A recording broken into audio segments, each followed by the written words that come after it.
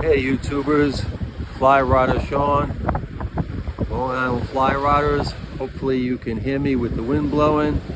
Today I'm doing something a little different, fishing Jones Inlet, parked at the construction dock. I'm not sure why they call it the construction dock because there's no dock and I don't see any construction, but you need a permit to park there, so I guess that's good. Less people parking. So today I was hoping to come down and catch some saltwater fish. I don't care what it is, anything, even a stargazer. I've heard a few of those caught. So here's a view of what I'm looking at. You can see down the whole beach. The jetty is way up over that way that a lot of people fish, and if you walk around that corner you'll be in the ocean. Here's my tackle setup for today. When I'm saltwater fishing, I keep it pretty minimal. I have a bag, it's got my fly box and pliers. I have a dishwashing basin in case I run into a picnic and they need somebody to help out with the dishes. I've got a 9-foot 9-weight fly rod. So when I got here around 6:30 this morning, what did I hear from people? I heard it was great yesterday. There was fish breaking everywhere. There were birds. They were catching striped bass and bluefish. And I had a feeling yesterday was a good day, even though I wasn't here, because it looked fishy. It was cloudy all day. It even rained a little bit in spite of the 40-day drought we've been having. So it looked like it could be promising, but it didn't actually work out to be good. So not sure what's going on, but yeah, I'm one of these guys who's getting tired of being told I should have been here yesterday, but I've had my yesterdays, so what can I tell you? I was here last week, and I think I was here on Wednesday, and the guys are telling me that the fishing was great on Monday. One guy said there was only 2 guys on the beach. One guy got 7 striped bass, good size, and the guy down from him caught 10. So I don't know. Sometimes I'm wondering, is there a conspiracy amongst the guys who fish down here? I'm the only guy who's fly fishing, so I'm wondering if they have a thing where, hey, when the fly fishing guy shows up, let's tell him how great it was yesterday and what he missed, and you know, I'll give you a signal on the phone. He's coming. Get your story ready. So I don't know. But when right now I'm fishing the outgoing tide, and one of the things I like to do with the outgoing tide is to, and I got this from Lou Tabori's book, Inshore Fly Fishing, is to throw my line, and the wind's blowing fortunately against me, so that my right shoulder is, you know, the wind is going away from me. So that's good. But anyway, Lou Tabori recommends quartering your cast and then letting it swing, I guess like fishing for steelhead. And, you know, see, and then as it starts to swing out, start to strip it in. But I've gotten hits a lot of times just dead sticking it and letting it drift. I like fishing Jones Inlet. You can see the other side of the inlet. I think you can see, it's like a big river. So the tide comes in and the tide goes out. It doesn't empty completely out like some of the rivers in the island. It's an empty.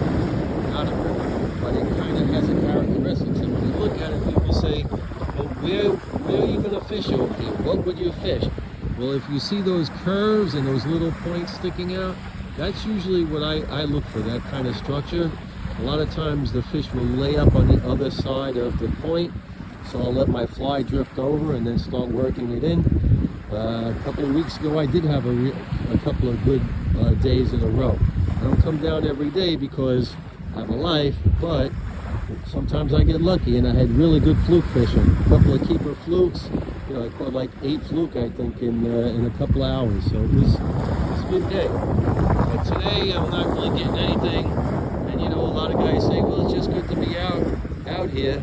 And sometimes I want to smack those guys, but I get it. I mean, it's better than cutting the lawn. Let's put it that way. So I'm going to do some more fishing. Now, the other thing that I do, and I told my friends this, they didn't believe me, is there's a spot on this beach when the tide is sweeping really fast and your fly is sweeping too fast, there's a spot where the water doesn't move. You throw your cast out, your fly line out, and it stays in one position. It doesn't move. It just kind of, there's a curving shoreline, and I think it makes like an eddy, like the same thing you find in a river, so that the water comes back on itself, and that keeps your fly line in the zone longer. It keeps it straighter, right? So you can really, you can see there's the curve. I'm actually standing in a spot where that happens, and you know, that curve keeps your fly really in the zone. And we were down here a few weeks ago, and there was bonito crashing the beach, and right at that spot, the bait must get trapped in there for the same reason. And I had one spool, really huge one, zipped across the inlet, and before I knew what happened, my backing broke off and he took my whole line. I guess I have to tie a better backing. I never expected my backing to be ripped out. Then I came down with my friend the following week, and he never has caught a saltwater fish in a fly rod. His first fish ever, and they're breaking 20 feet in front of us, right in front of him. And I told him, get your fly in the water. He's like, my fly is tangled. I said, get your fly in the water. I was screaming because I wanted my revenge on those bonito. So he threw his fly in the water, and the fish started taking off. It didn't go as crazy as the one I had, but it was taking off pretty good. And he was trying to untangle his line. I said, don't untangle your line. I said, you got to have a tug of war. If you try to untangle your line, that fish is gone. He's going to break your rod tip, or you're just going to lose it. Fight the fish with what you have. Just rest a little bit. And I told him, move back on the beach, get more distance, get that fish up on the shoreline, get him in the shallower water. He's going to stop pulling so hard. And he landed that fish. It was really good to see. But I have to admit, I was kind of ticked off that it wasn't me, because I felt like after getting my whole line spooled, I deserved that fish. But what are you going to do? So anyways, I'm going to keep doing some more fishing. And then work my way back to the no construction going on dock, get in my car, go home, and plan for a better day next week. All right, so this is Fly Rodder Sean of the Long Island Fly Rodders, over and out.